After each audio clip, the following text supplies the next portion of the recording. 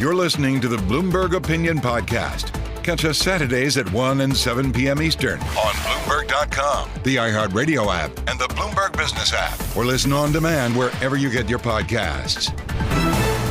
Welcome to Bloomberg Opinion. I'm Amy Morris.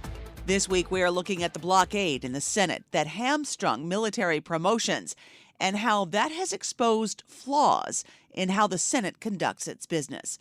Also, is Miami the next Silicon Valley? For a while, it looked like that might be the case, but was it all hype?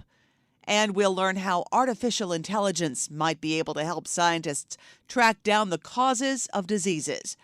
But we begin with labor activity, and while some contracts are resolved and others are still being debated, there is more concern now that more labor strife is coming to the U.S. economy, and it's not cheap. Judy Ansell is the retired director of the Institute for Labor Studies.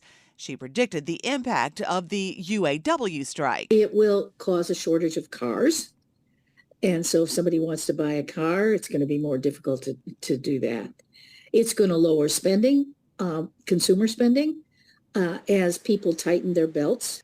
And we're pleased to welcome Betsey Stevenson to the show. She is a Bloomberg View columnist and an associate professor of public policy and economics at the University of Michigan. Now, she was on the President's Council of Economic Advisors and was chief economist at the U.S. Department of Labor. And we are very happy to welcome her to the show.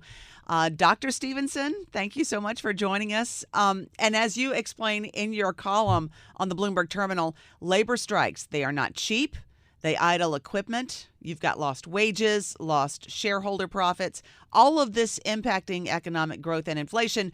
But we've seen so much of this action of late. Why has this been happening if it's so expensive? It is worth keeping in mind that in the United States, we actually rarely see these kind of labor actions compared to Europe. So we're thinking, wow, we're seeing a lot. But it's not a lot compared to other countries, but it is a lot for us. And in fact, the number of labor actions was up 50% in 2022 over 2021. And we're actually already have as many labor actions in 2023 as we had in 2022. So clearly, we're going to see it up again this year. Why are American workers who usually are able to negotiate deals striking? And I think the reason is that we're just in a very uncertain labor market right now. There's been a lot of change over the last 20 years. Workers have lost bargaining power. We've seen a shift in wages towards people who what economists would call the owners of capital, the people who own the equipment, what normal people would call things like shareholders. So shareholders are getting these and CEOs are getting great pay, but the workers' pay as a share of the earnings has gotten smaller and smaller. That actually turned around a little bit during COVID, and it led to a lot of people saying that this was a new period where workers had a lot of bargaining power. And I think that in this uncertain environment, everybody wants to test, well, how much can we possibly get as a unionized workforce? And employers are a little reluctant to give because they're not sure how much they do need to give, because they're looking at 20 years of workers not having a lot of bargaining power and wondering, do they really have a lot of bargaining power right now? I know unemployment's really low, but it seems like the labor market's slowing.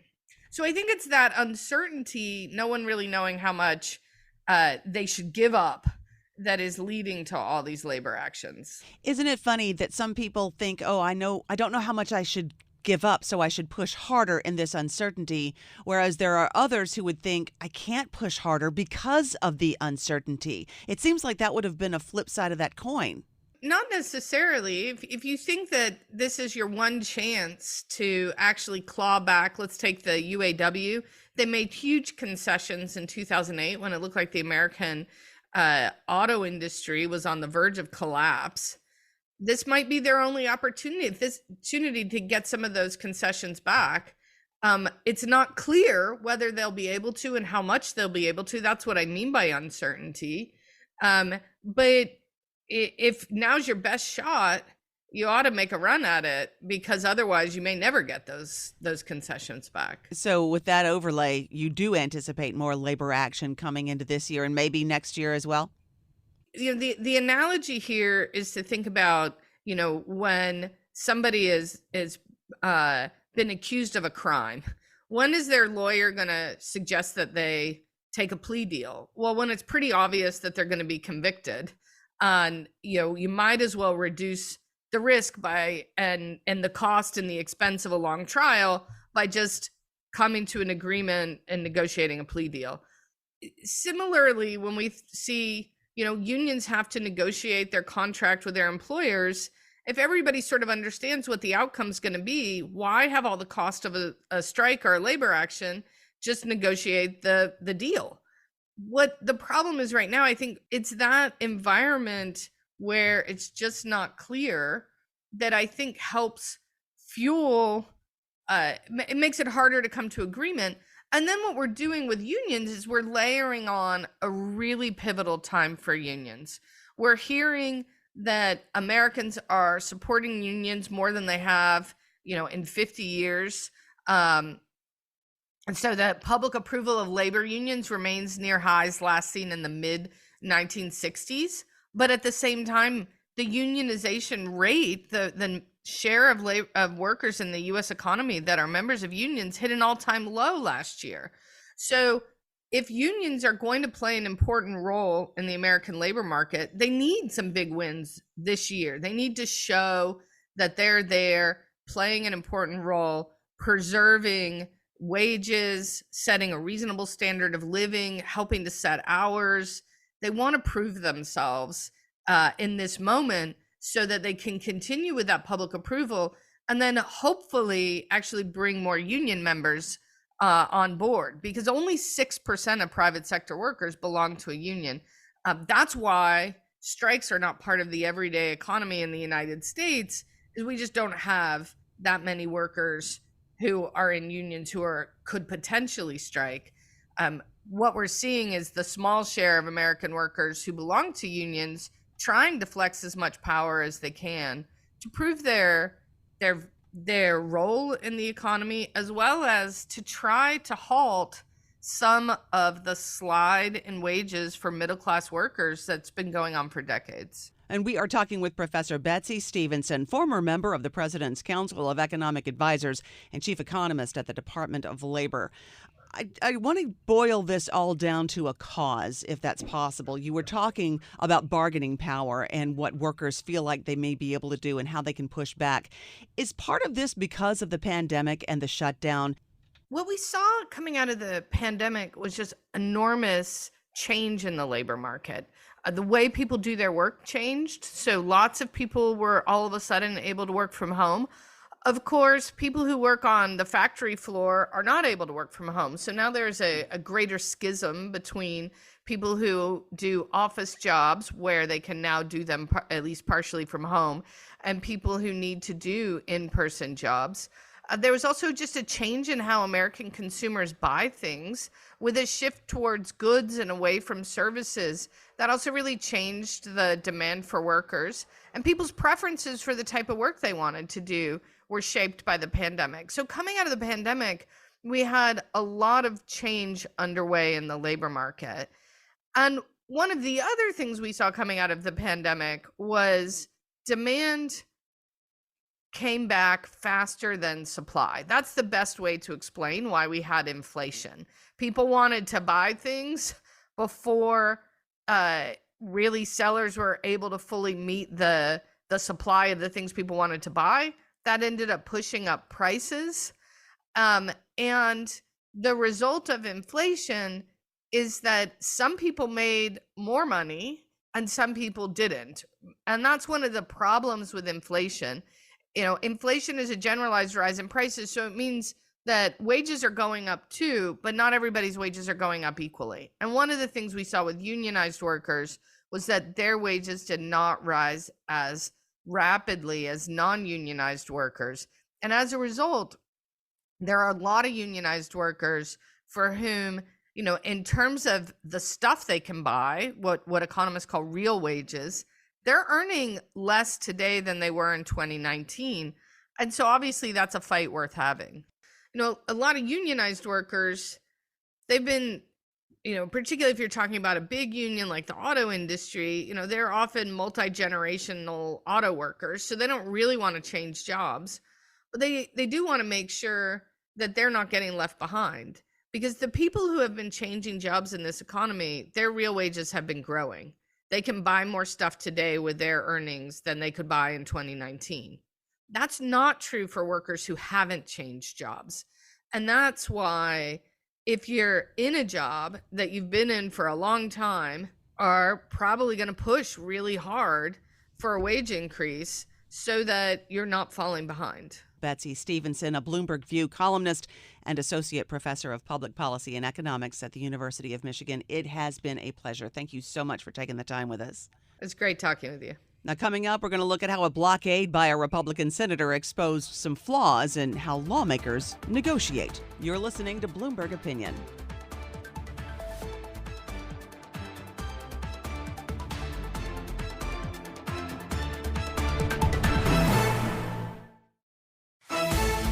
You're listening to the Bloomberg Opinion Podcast. Catch us Saturdays at 1 and 7 p.m. Eastern on Bloomberg.com, the iHeartRadio app, and the Bloomberg Business app, or listen on demand wherever you get your podcasts.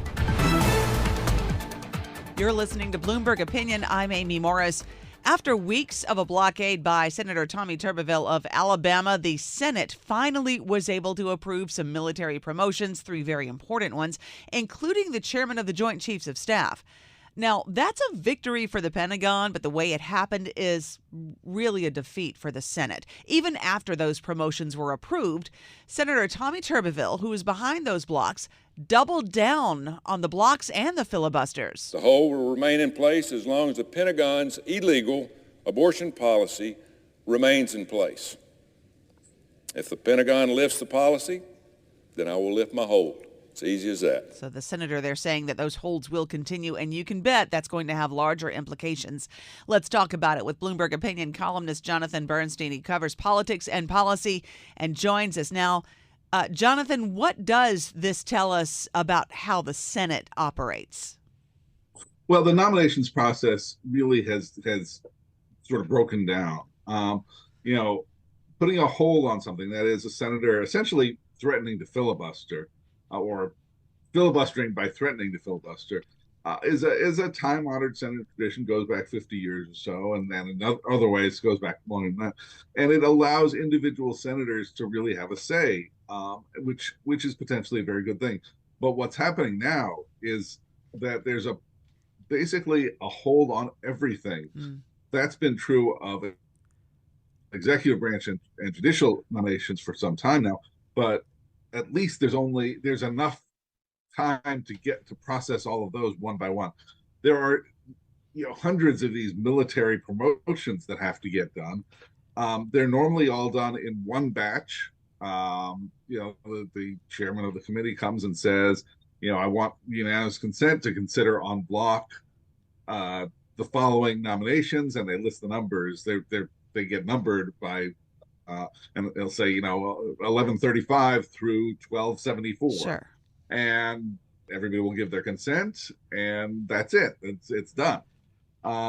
Instead, Tuberville is making them go one by one, and that's what they did on these 3 exceptions.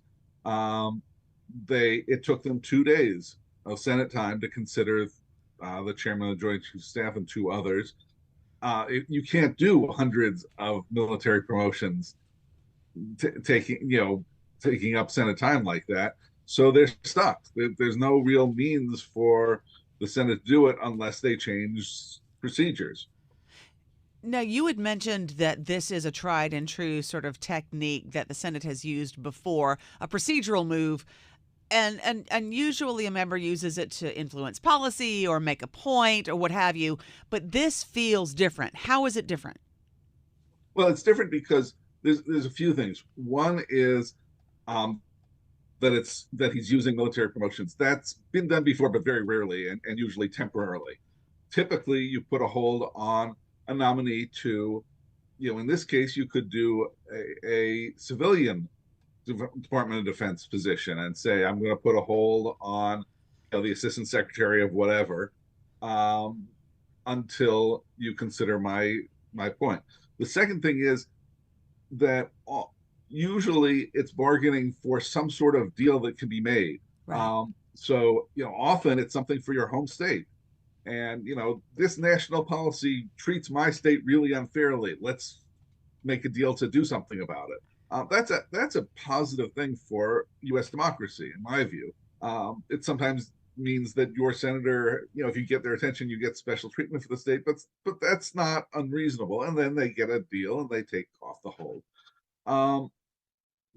Also, it's usually something which, because it's something small and that most people don't care about typically, you can make a deal. This is something which is a policy that Tuberville's in the minority on. We have a Democratic majority in the Senate. There's probably 53 or more senators who approve of the DOD policy on abortion or on military travel for to be able to get an abortion. And so he's saying, well, I don't care that I'm in the minority on this and that people on the other side feel as strongly as I do. I'm going to just shut down this whole process because I can. And the problem with that is that the other side can do the same thing, and then nothing happens. And that's not a healthy process. And as you alluded to just now, Republicans oppose the way he is doing this and with whom he is doing this. And what I mean is Republicans aren't usually the ones who are going to go head to head with the Pentagon, right? They're not usually the ones who don't sign on to any kind of military spending, support, promotions, that sort of thing. They're usually in lockstep. So a lot of them don't like his strategy. But why are they going along with it? Generally, the problem is that to do anything about this, there's two ways you do it. They could pressure him within the party and perhaps make him back down. But, it's not the same Republican Party that we had 10 or 20 or 30 years ago. A lot of Republicans now are perfectly happy with bashing the Pentagon. The other piece of it is that you could just change Senate procedures. You could say, well, we're going to make it a rule or a procedure that without asking for consent, you can consider all these promotions together. But the problem with that is that it means that individual senators would be voting to take away their future rights. And senators don't like taking away their individual rights. They're very proud of their and jealous of their status as U.S. senators. It's possible that we're going to move to a place where the Senate just can't work that way anymore. That seems to be what's happening with nominations. And, they're losing something if they do that. I know people think, well, no individual senator should be able to block things like this, but there really is a good reason for it if it works. But the individual senators have to show some restraint, and that's just not happening. And we're talking with Bloomberg Opinion columnist Jonathan Bernstein about how the Pentagon and this blocking process has exposed some flaws in how the Senate conducts its business.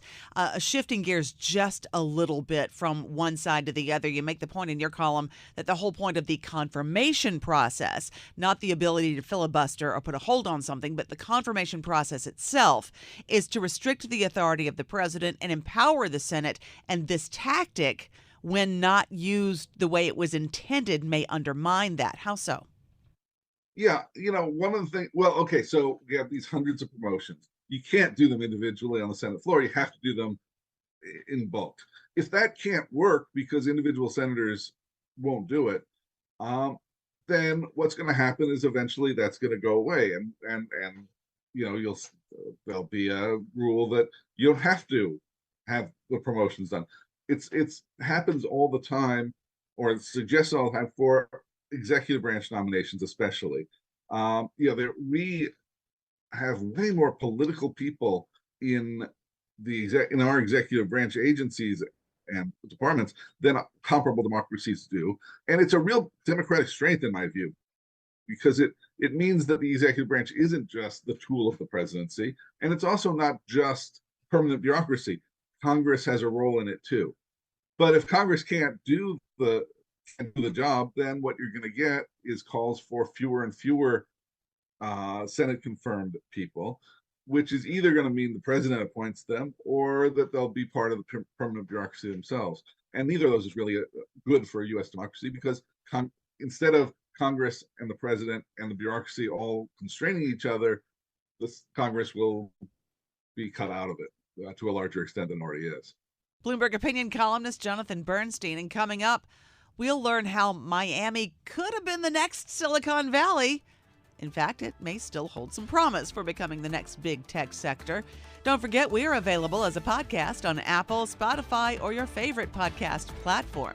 This is Bloomberg Opinion.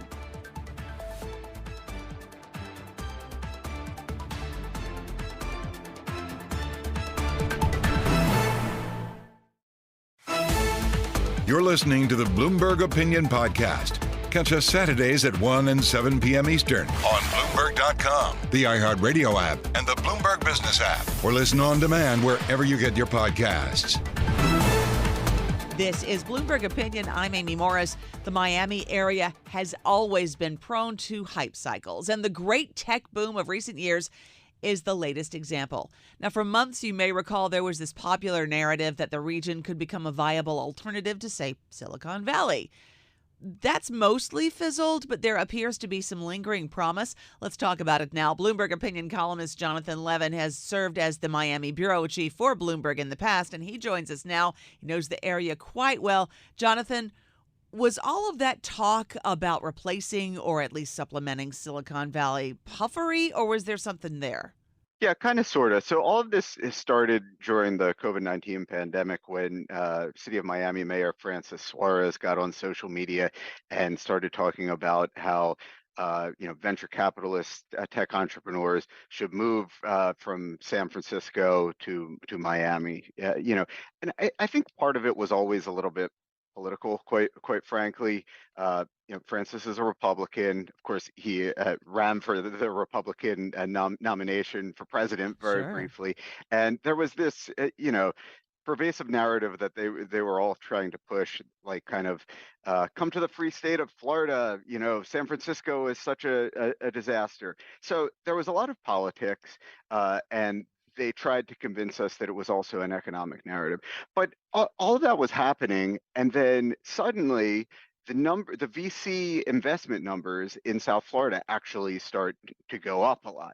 And so you say, well, wait a minute, maybe is there actually something to this, right? So the magnitude I'm talking about is like South Florida has always been like a third tier VC market. So on a trailing 12-month basis, before the pandemic, they were doing something on the order of like $2 billion per 12-month period in terms of VC capital injected. It jumped all the way up at the peak. This is sort of early to mid 2022 to $8 billion. So a quadrupling. So you say, maybe there was actually something going on there. But you take a step back and you realize that some of the development officials and politicians were maybe playing with the numbers a little bit to their advantage. So part of the story is VC boomed everywhere, right? Sure. And tons of cities were beneficiaries of this. At the same time that VC was booming everywhere, you also had the COVID work from anywhere phenomenon, which made beneficiaries of a lot of cities, not just Miami, but also some cities that I think you would say are quite counter narrative to this, liberal cities are a mess, come to the free state of Florida narrative. Chicago, for instance, big boom during that period. You can also look at like Boulder, Colorado, Philly, Seattle, so this was happening in a lot of places. And part of it, I don't want to totally dismiss it, but part of it was Miami was the best at just seizing the narrative. We are a place that is great at hype cycles. If there is something behind the hype cycle, often you find a hype cycle that has a kernel of reality, some sort of solid molten core of truth, surrounded by the dance, right? Surrounded by the hype. And I'm just wondering if the VCs bought into that or if they found that kernel of truth that made it viable and made it worth their while in investing? Yeah. So as I look into the data, I think what is encouraging is, again, there are there are big macro trends that sort of rising tides lift all boats. So you want to step back and really focus on something like market share, right? So when I look at market share for Miami on a dollars basis, market share sort of shot up during that pandemic period, and it's basically it's come back down a lot. Uh, a more encouraging way to look at it is number of deals, which uh, takes ticket size out of the equation, right? And by number of deals, Miami's market share in the VC space shot up during this pandemic era, and it's come back down a little bit, but it's holding on to a lot of those gains. And so I actually find that pretty encouraging, and I think that might sort of spell out a path forward for this market. I think it was always a little bit hyperbolic. I mean, a lot bit hyperbolic to say that Miami was going to replace San Francisco and Silicon Valley. I mean, come on. But it is objectively still a less expensive place to live than a lot of those West Coast cities and New York City. So maybe there's a space for us in early stage startup. Maybe this is a place, and we've seen some examples of this, maybe this is a place, where young, smart, entrepreneurial people come and they get their idea started, they get their idea funded, because there is a lot of capital here. There are a lot of rich people in South Florida. They get the ball rolling, and maybe they move on and they do those late stage rounds out in the West Coast. They take their company public, but maybe we really carve out a niche for ourselves in that early stage space. Uh, Okay, well, let me get into that a little bit. What does Miami offer? You mentioned less expensive. You mentioned lots of capital. The first thing I think is, you're never going to shovel snow in Miami. You never have to worry about that.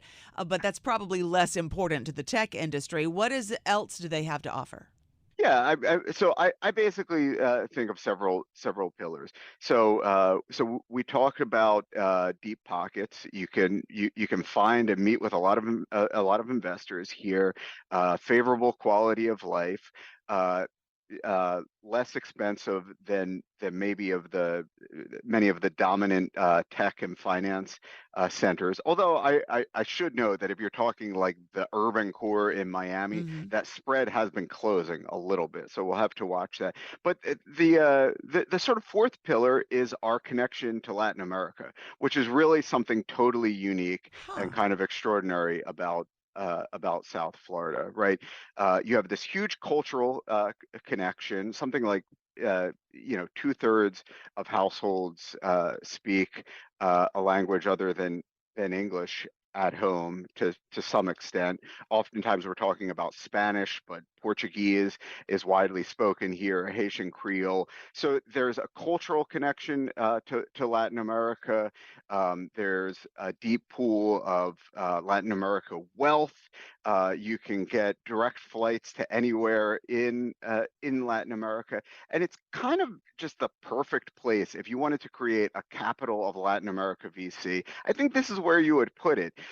These are cultures and economies that are kind of siloed in their own way, especially like Brazil and the rest of LATAM. So if you wanted to create this pan Latin American VC hub, I think, and there's some evidence to this, there really is no better place than Miami. Climate change.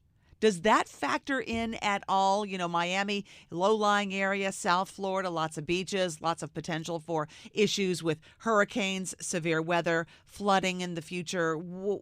How does that, or does it factor into this? No, I think it absolutely factors into it. You have Miami-Dade County already negotiating with the Army Corps of Engineers in terms of, are they going to do a seawall? Are they going to use natural barriers to protect this area? for the long haul. I think it's absolutely going to be a challenge. You already see rising property insurance rates cutting into some of the affordability that we talked about earlier, and so it's something to look at. I think in a weird way, South Florida is going to continue to lure wealth for a long time, and wealthy people are going to continue to put $30 million mansions right in some of the most vulnerable real estate and Barrier Island communities on the beach. But what we often forget is those transactions go through because those people can afford to lose that. And I think that's really the core of it. And you're absolutely right. As we look 10, 20, 30 years into the future, there's no talking about economic development without first talking about sustainable solutions to the climate issue. Jonathan Levin is a Bloomberg Opinion columnist covering markets, finance, and M&A. You're listening to Bloomberg Opinion. I'm Amy Morris. Scientists are only just scratching the surface of what artificial intelligence can teach us about human biology and disease. Let's dig into this now. Bloomberg Opinion columnist Lisa Jarvis covers biotech, healthcare, and the pharmaceutical industry and joins us now. Lisa, when I first read your column on the Bloomberg terminal, my first thought was, oh no, my doctor's going to be a robot. That is not what this is about. No robot doctors yet. Not yet. No, this is basically about the idea that scientists are learning how to take our genetic code, this very long string of letters, and turn it into information that's useful in a way that they haven't been able to do before. You've been following this. What are you seeing? Any examples or for instance? Last year, basically, there was to me, kind of mind-blowing breakthrough where they could take the string of letters that apply to a particular protein, and a computer could turn that into an image. This is something scientists have been trying to do for years, figure out how to go from, that sort of two-dimensional code into a three-dimensional picture that is close to what we know is the reality. It's super useful because they use that to help develop drugs, to understand disease better. And they did this Google DeepMind, the artificial intelligence unit of Alphabet, was able to do that for every protein in existence, 214 million of them. So it sounds so wonky, but it's actually a really big deal to be able to do that. They're not perfect, it's a prediction, but a lot of them are close enough that it's really helpful. And now there's this kind of next phase, which I'm happy to talk about too. Yes, please do. What's the next phase? So we're learning about all the different things that one could use that information for. But what DeepMind did was shift to a different project where they used kind of the foundation of this program called AlphaFold that predicts the structures of proteins. And they gave it a different problem to solve. They taught it how to solve a different problem, which is, how do we know which of the thousands of tiny mutations each of us carry are actually harmful? And so which ones are benign? Because there's all of us have all these mutations in our body, but they don't kill us, right? They don't even all cause disease. And we don't necessarily have a good way to distinguish between those two. Experiment has taught us that. And so they've created this long list, exhaustive list, basically predicting which things might be a problem and which not, which is, again, it sounds so wonky, but it could be very helpful filter for doctors who are trying to understand why someone is sick. Like, it has a very rare genetic disease, they get back their gene sequencing results and they look through all of them and they don't necessarily know what the problem is, which one is the cause. DeepMind was really careful in stressing that this isn't a diagnostic tool. You want to layer that on to other information that we've spent years decades accumulating. I think there obviously are going to be other areas of healthcare where I think there could be some problems with AI, or just tendency. Some of that is around patient privacy. Some of it, again, is around thinking that the computer might know better than a doctor's, intuition and years of seeing patients, and instead of integrating those two things together for something better, relying on one or the other. So those are the things that I would be worried about when it comes. But on balance, have been a little skeptical of AI when it comes to drug discovery and diagnosis. I'm pretty excited about the things that DeepMind is doing.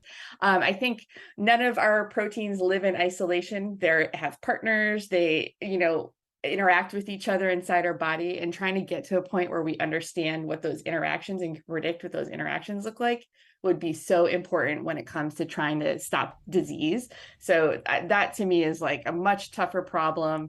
That could be the next frontier. I would hope that someone someday can solve that. All right, Bloomberg Opinion columnist Lisa Jarvis. And that does it for this week's Bloomberg Opinion. We are produced by Eric Molo, and you can find all of these columns on the Bloomberg Terminal. We're also available as a podcast on Apple, Spotify, or your favorite podcast platform. Stay with us. Today's top stories and global business headlines are just ahead. I'm Amy Morris, and this is Bloomberg.